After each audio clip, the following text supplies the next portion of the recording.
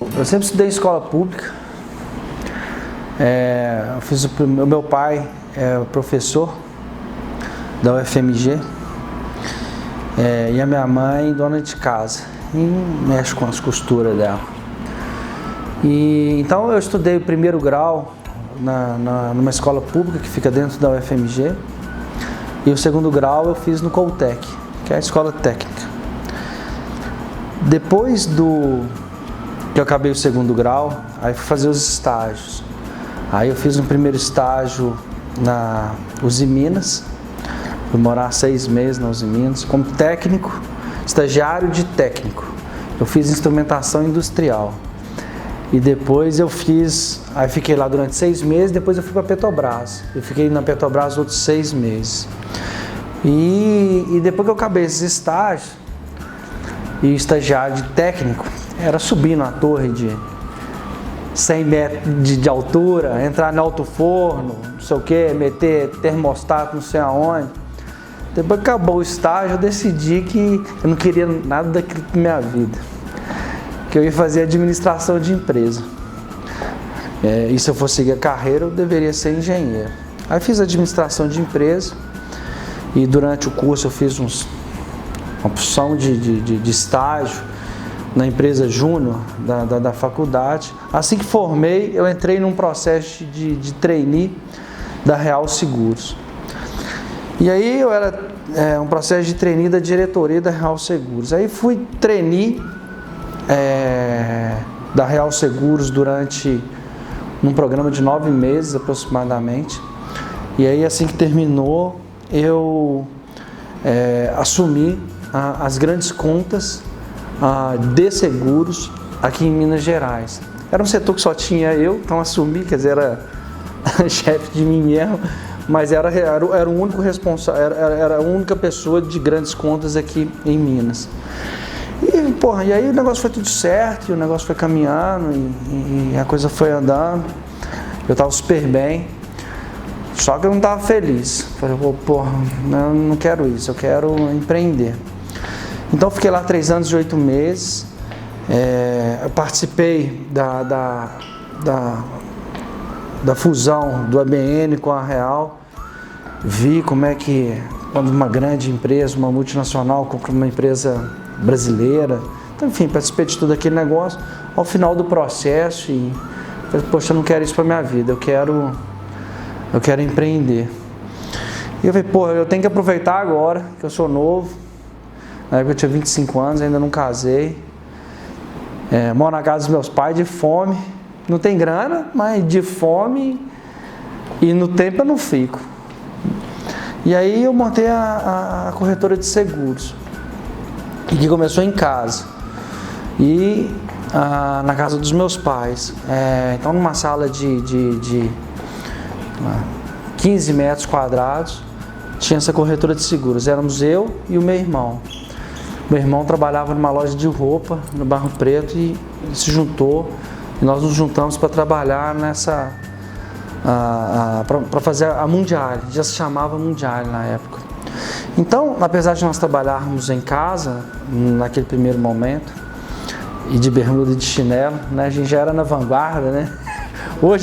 Aí depois a gente começou a trabalhar de terno, depois de roupa social, agora nós estamos voltando para bermuda de novo, né? Depois de grande, né? Então naquela época eu trabalhava de bermuda e chinelo, mas atendia o telefone, Mundial Gustavo, bom dia, Mundial Lido, bom dia, tinha hora para começar, hora para terminar, tudo certinho. E durante 3 anos, e o começo foi difícil, né? A gente abriu a corretora no início de março, dia 3 de março de 2001, e vendemos o primeiro seguro em junho.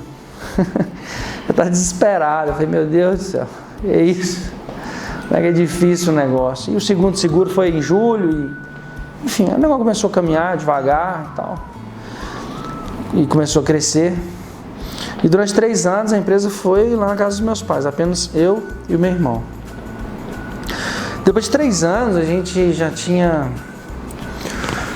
Era uma pequena corretora ainda, mas assim, a gente precisava dar um outro passo. A gente alugou uma sala de uns 40 ou 50 metros quadrados na Getúlio Vargas. que foi um grande salto para a gente naquele momento, porque lá na casa dos nossos pais, a gente, apesar de ter uma linha telefônica nossa, a gente não pagava aluguel, não pagava vale transporte, não pagava almoço, não pagava luz, pagava o telefone, mas o resto nada. Então já foi um grande salto, fez bastante diferença na nossa carreira naquele momento. E começamos lá, e fomos para Getúlio Vargas, e enfim, e aí contratamos o primeiro funcionário lá, e durante, isso foi em 2004, por aí, e aí contratamos o primeiro, o segundo, o terceiro, éramos 5 pessoas, né, os 3 funcionários, eu e o meu irmão.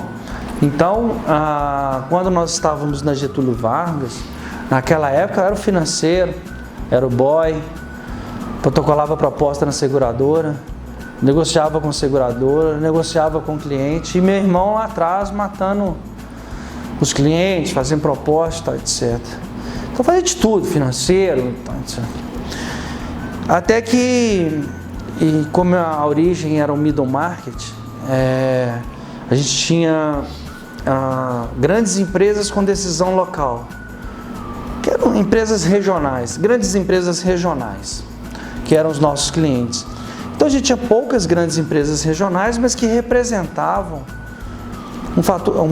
eram muito relevantes no faturamento do nosso negócio. E aí em 2006, a gente perdeu uma grande conta. E quando a gente perdeu essa grande conta, que era um valor muito importante do nosso negócio, a gente deu uma balançada. Eu falei, poxa, a gente não pode apostar em poucas empresas, a gente precisa ir para o varejo para a gente diluir o risco do nosso negócio. E aí a gente falou, vamos montar um telemarketing para vender seguros. E aí a gente montou 5 posições de atendimento para vender seguros. Então a gente contratou uma consultoria e tal, etc. E montamos 5 posições no início de 2007. E, poxa, 5 posições, 10 pessoas, a gente saiu de 5 pessoas para 15, poxa, um puta passo. Começamos então essa operação para vender seguros, com 5 posições de atendimento em janeiro. Em setembro eu casei e em novembro a gente quebrou. E foi pânico. E então, quer dizer, 2 meses de acabar de casar,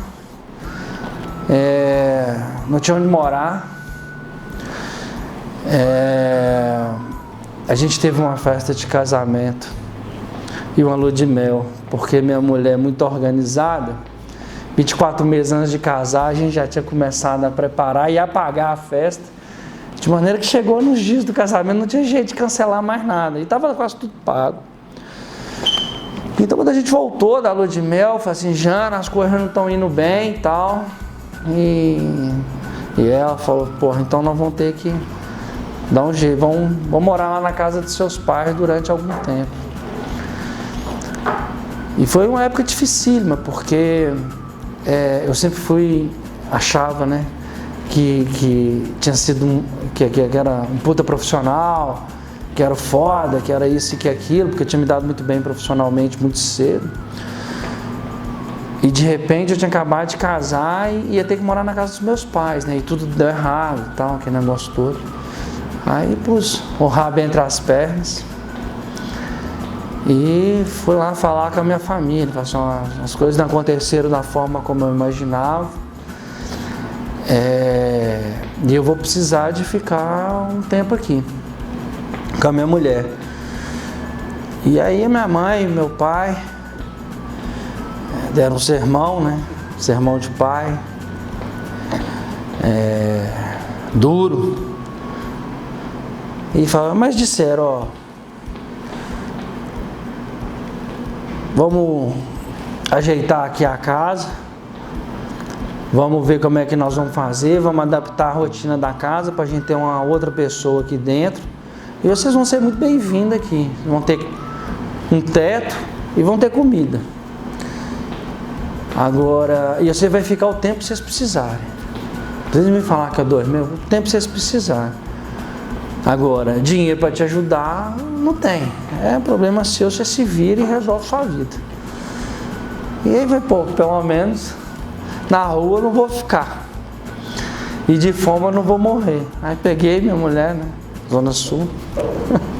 Trouxe ela para morar na casa dos meus pais e vamos em frente. Então, o começo, essa fase foi muito difícil. Então, o início de 2008 foi dificílimo. Janeiro, fevereiro de 2008, dificílimo, porque eu tinha ficado, como era muito descontrolado o negócio financeiro, poxa, o financeiro, as contas chegavam e pagavam as contas, quer dizer, não tinha fluxo de caixa, não tinha gestão, não tinha porra nenhuma. Então, em janeiro de 2008, todas as minhas contas foram bloqueadas, pessoa física e jurídica. Então, eu fiquei janeiro e fevereiro de 2008 sem pagar uma conta, sem pagar um clips, sem pagar aluguel, sem pagar condomínio, sem pagar funcionário, sem pagar nada. E aí as pessoas que trabalhavam conosco naquele momento, vendo aquele caos, falaram assim: bicho, olha, nós vamos embora, não dá para, nós não vamos continuar com você. E eu falei: eu sei, entendo, mas não consigo fazer acerto com ninguém. Vocês estão vendo como é que está a situação? Não consigo fazer acerto com ninguém. Eu preciso que vocês tenham um pouco de paciência. Em algum momento eu vou pagar com vocês. Não adianta entrar na justiça porque vocês estão vendo. Mas em algum momento eu vou pagar. Vocês me conhecem e sabem que nós vamos resolver isso lá na frente. Há quanto tempo? Não sei quando. Não sei se vai ser 2 meses, 3, 6 meses ou 1 ano, não sei. Mas em algum momento nós vamos resolver. Aí começamos janeiro e fevereiro de pânico. Em março eu consegui liberar uma conta, pessoa jurídica, para eu começar a receber as comissões da corretora. Porque corretor, apesar da gente estar naquela situação, a corretora, o seguro vence todo ano. Então você vai renovando todo ano, gera caixa. Então nós tínhamos 15 pessoas, ficamos com 3. Eu, meu irmão e o Eduardo. E o Eduardo topou ficar lá uns 3 ou 4 meses sem receber salário. E começamos a ver o que ia fazer. Então foi muito difícil, muito difícil. Na época nós faturávamos 10 mil reais por mês e devíamos 200. Pânico, não tinha luz. Era um pânico, não conseguia ver saída, não conseguia ver nada. Mas vamos lá. Eu pensei naquele momento, falei: porra, eu tenho 3 caminhos, né? O primeiro caminho é subir aí no alto de um prédio, pular. O segundo caminho era eu desistir de tudo e arrumar e voltar para o mercado de trabalho com carteira assinada. E o terceiro caminho era acordar mais cedo, dormir mais tarde, trabalhar sábado, domingo, feriado e esperar para ver o que ia acontecer. E foi isso. E a minha opção foi esse terceiro caminho. Então a gente começou a acordar mais cedo, dormir mais tarde, ainda sem luz, sem saber muito bem que direção tomar. Até que e no começo, é importante dizer isso, logo que aconteceu o negócio, quer dizer, nos 4, 5 primeiros meses, eu sempre culpava todo mundo, né? Em 2008 o Brasil passou por uma crise importante e eu culpava o país pelo momento que eu estava passando, eu culpava o supervisor pelo momento que eu estava passando, eu culpava o consultor pelo momento que eu estava passando, eu culpava o mundo inteiro pelo momento que estava passando. A única pessoa que não tinha culpa era eu. E a coisa não caminhava, até que num dado momento eu tive a humildade de olhar no espelho e de entender que a responsabilidade de tudo aquilo que eu estava vivendo era minha. Porque quem contratou os caras fui eu, quem não treinou fui eu, quem não acompanhou os caras da forma como deveria ter sido acompanhados fui eu, quem não mandou os caras embora quando deveriam ter sido desligados fui eu, quem não tomou as decisões que deveriam ter sido tomadas fui eu, e a culpa é do país. Então, quando eu entendi que a responsabilidade de tudo era minha, quando eu entendi que eu deveria ser o motorista do meu destino, quando eu entendi que a responsabilidade era minha e que apenas no momento em que eu entendi isso, é que eu realmente entendi quais eram os caminhos que era possível. Eu entendi que eu tinha errado, admiti o meu erro, reconheci a minha falha e entendi que existiam outros caminhos. E aí, a partir desse momento, sempre assumindo a responsabilidade pelos meus erros, tocando, ainda sem luz, mas tocando. Até que em junho de 2008 a gente fechou um grande contrato de seguro, aquele que tínhamos perdido lá atrás, a gente fechou numa condição diferente. E aí a gente primeiro pagou lá, comecei a pagar os funcionários. 6 meses depois, os caras tinham saído, comecei a pagá-los. E aí paguei todos, às vezes não deu para pagar todo mundo em junho, mas pagou em julho, em agosto. E nenhum deles entrou na justiça, e a gente acertou com todo mundo. Aí o aluguel, fiquei 6 meses sem pagar aluguel. Fiquei 6 meses sem pagar condomínio. Conta de luz foi cortada algumas vezes. E aí comecei a pagar tudo isso, a pôr tudo isso em ordem. E aí fui colocando a vida em ordem. E aí, poxa, ficamos ali num custo fixo pequeno ainda, devendo o mundo. Paguei os funcionários, depois eu paguei os fornecedores. E depois eu comecei a negociar com os bancos para começar a liquidar os bancos. E esse processo de pagar funcionário, pagar fornecedor e pagar os bancos, ele demorou 4 anos. Poxa, então, naquele momento de dificuldade, eu fiquei 4 anos sem CPF, né? Então, usava o cartão de crédito da minha mulher e chegava numa loja e aí o cara pedia, qual que é seu CPF? Eu falei, porra, pra que você quer o CPF? Eu apavorava, né? O cara vai consultar lá, e o cara falou, não tem problema, eu peguei o cartão errado e tal, mas eu sei a senha e depois eu vejo lá e vamos em frente. Então eu fiquei 4 anos sem CPF. E no dia que chegou um CPF escrito meu nome, Gustavo, no dia que chegou o cartão escrito Gustavo, eu falei, meu Deus do céu, eu sentei no chão e comecei a chorar. Eu falei, não acreditava. Eu falei, achei que isso nunca mais fosse acontecer na minha vida. E foi um período duro. Eu morei na casa da minha mãe com a minha mulher durante 2 anos e 8 meses. Cara, não era fácil, foi muito difícil. Assim, a gente foi super bem recebido, a família se adaptou, mas em casa que é casa, né? E a gente conseguiu superar. E fomos em frente. Eu falo com a minha mulher, né? Tá testando pra ver se ela gostava de mim de verdade e tal. 3 anos de teste. Mas enfim, deu tudo certo e fomos em frente. Então, em junho eu comecei a acertar a minha vida e no final de 2008 eu já tinha regularizado o básico, assim, já tinha pago os funcionários que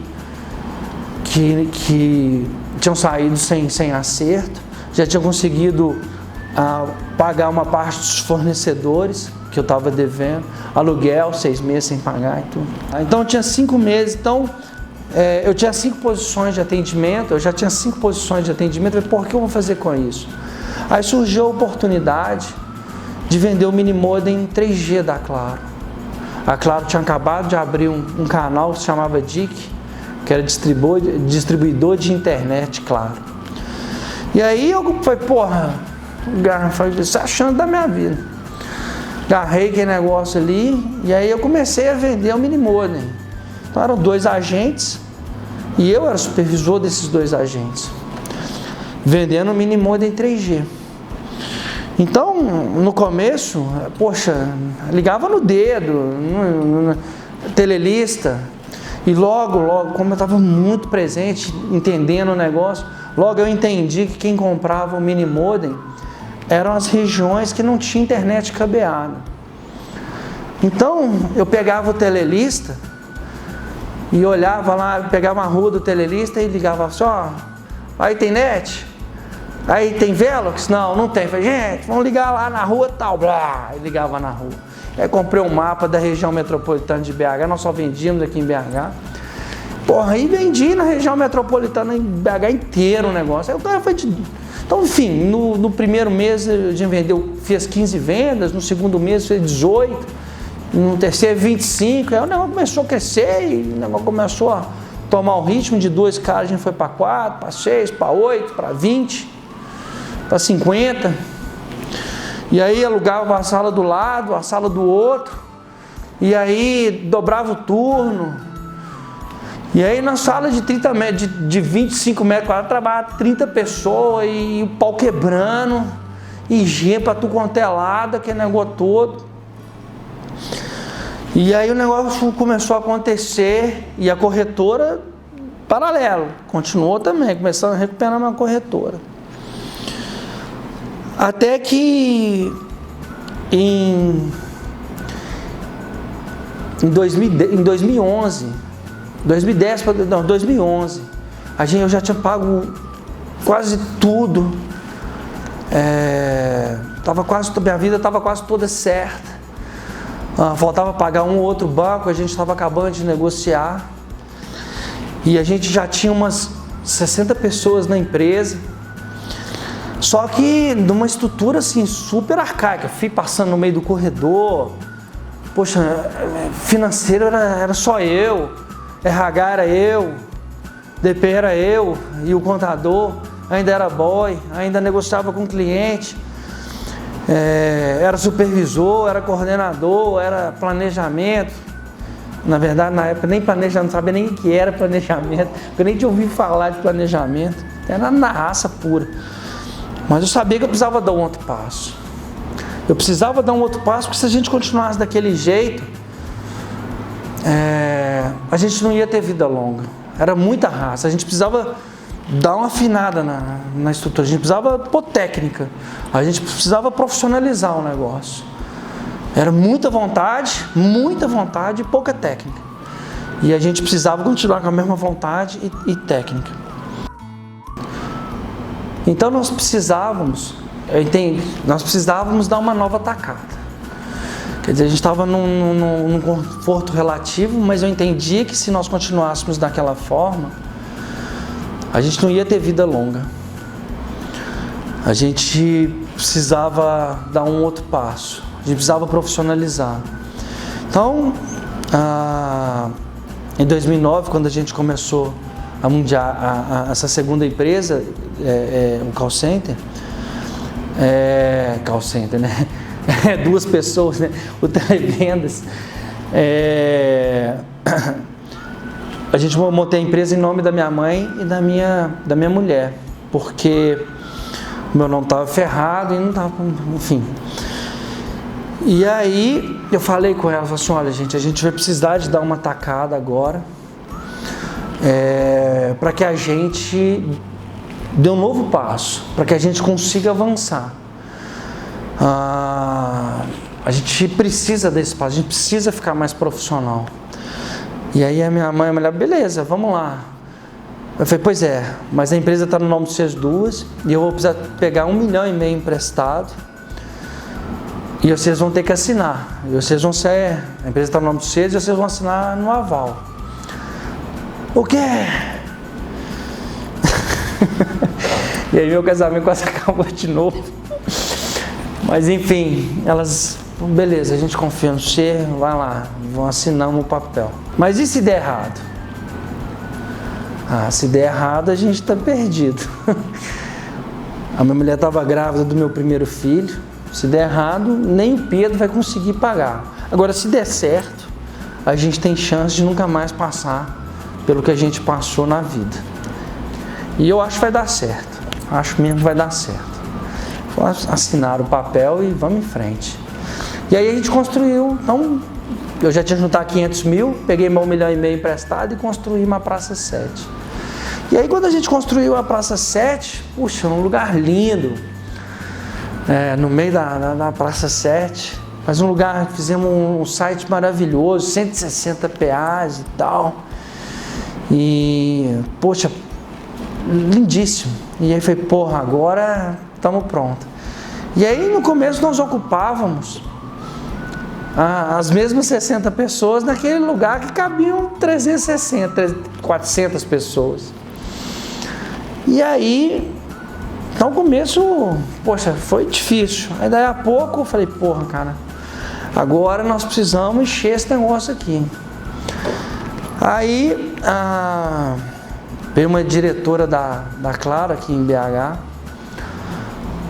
e eu falei com o Fernando, que era o gerente da Claro, que nos atendia naquela ocasião. Falei, Fernando, eu preciso conversar 5 minutos com a Maria Clara. Traz ela aqui. E ele se rebolou lá e tal, e levou a Maria Clara lá na Mundial. E aí essa conversa de 5 minutos durou 6 horas. No final da conversa, Maria Clara, vou dar o seu contrato de Televendas Nacional. Eu falei, puta, graças a Deus, oh meu Deus, obrigado. Mas achei que minha vida estava resolvida, né? Só que uma coisa na época nós já éramos referência como televendas regional, mas uma coisa é você ser televenda regional, né, cara? Outra coisa é você ser televenda nacional, você começar a competir, em vez de competir com o cara da esquina, começar a competir com os maiores players do mundo, né? E aí fomos lá, viramos televenda nacional, a gente lá, aquele pequenininho. Pra gente era um gigante, mas a gente era pequenininho. É uma ponta de uma areia perto dos gigantes. Vamos concorrer com os caras. E eu entendi naquela ocasião que, cara, se a gente for competir com tudo com os caras, a gente não vai conseguir fazer a coisa acontecer. Nós precisamos nos especializar. E nós nos especializamos em vendas. Vamos ser a melhor empresa de vendas que existe. E aí, beleza, vamos lá.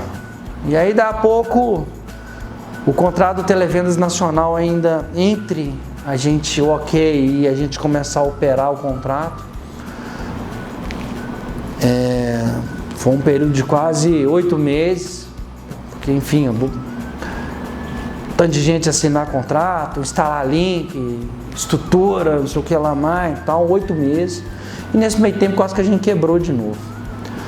Eu falei, meu Deus do céu, se a gente quebrar agora, aí ferrou. Aí, enfim, nem meu menino vai conseguir pagar isso para a vida dele inteira. Aí eu falei, porra, o que eu vou fazer? Eu falei, voltei lá na Claro, falei com o Ronaldo, falei, Ronaldo, um outro diretor lá, trabalhava com a Maria Clara. Falei assim, eu preciso que você me adiante uma comissão, porque se você não me adiantar, nós vamos quebrar. Mas quanto é que você precisa, Gustavo? Eu falei assim, eu preciso de R$1 milhão. Eu falei, porra, não acredito. Eu falei assim, pois é. Eu falei assim, nós não temos histórico de ter emprestado isso para ninguém numa empresa de seu tamanho, cara. Eu falei, Ronaldo, eu preciso que você resolva isso para mim. Se você não resolver, eu vou quebrar antes da gente começar a rodar o contrato de Televendas Nacional. Aí ele falou, vamos ver o que eu faço. Aí foi e tal, passa uns dias, me liga. Ó, Gustavo, consegui um negócio para você. Vou assinar o papel aqui e tal. internamente aqui, conduziu o negócio. Agora é o seguinte: se você não pagar FTEM, nunca mais vou arrumar emprego em minha vida. Eu falei: confia, Ronaldo, vai dar tudo certo. Aí, graças a isso, a gente teve o fôlego para a gente continuar e nos transformarmos no Televendas Nacional. E aí começamos a operação. Aí começamos pequeno e tal. Naturalmente, muito difícil. Uma coisa é competir com o cara da esquina, outra coisa é você competir com os grandes players do mundo. E eu vivia aquele negócio ali 24 horas por dia, mas fui entendendo como é que funcionava, entendi que existia planejamento, entendi que existia qualidade, e fui entendendo e aprendendo todo dia como é que era o negócio, sempre lembrando da lição, que a responsabilidade toda era minha. E, poxa, aí todo dia 1% melhor, até que nós nos tornamos a referência no Televendas Nacional da Claro. E aí o negócio começou a caminhar e tal. Aí daí a pouco a gente comprou uma outra empresa que estava passando pela situação que nós tínhamos passado antes, que tinha uma operação da Vivo. A gente comprou essa empresa e aí trouxemos a Vivo. E aí daí a pouco veio o terceiro cliente, o quarto, e aí o negócio começou a crescer e começou a caminhar. E a gente crescendo de uma maneira muito acelerada, muito acelerada. A gente crescendo 100% ao ano durante 5 anos consecutivos. E crescer 100% ao ano durante tanto tempo, não é só crescer o faturamento, quer dizer, a empresa do ano anterior era irreconhecível em relação à empresa de hoje. Quer dizer, então, e a do outro ano era irreconhecível em relação ao ano anterior, o nível de evolução de tudo, porque os processos que tínhamos aqui já não serviam mais, o RH que tínhamos aqui, lá já não funcionava mais, o DP que tinha aqui já não funcionava lá mais, o planejamento que tinha aqui lá já não era, do ano seguinte já não fazia mais sentido. E aí viemos nesse processo de evolução, sempre entendendo que era preciso ser melhor, sempre entendendo que não dava para parar, sempre entendendo que tínhamos que continuar adiante. Então, nesse processo de evolução da empresa, eu entendi que nós precisávamos ser de fato muito profissionais. Então, a gente profissionalizou o nosso financeiro no limite. A gente já tem há quase 4 anos a contabilidade interna. Nos últimos 3 anos, a nossa contabilidade ela já atende às regras da IRFS, que são as normas internacionais de contabilidade. A gente tem balanço auditado, a nossa empresa já é uma empresa auditada por uma auditoria externa há 3 anos.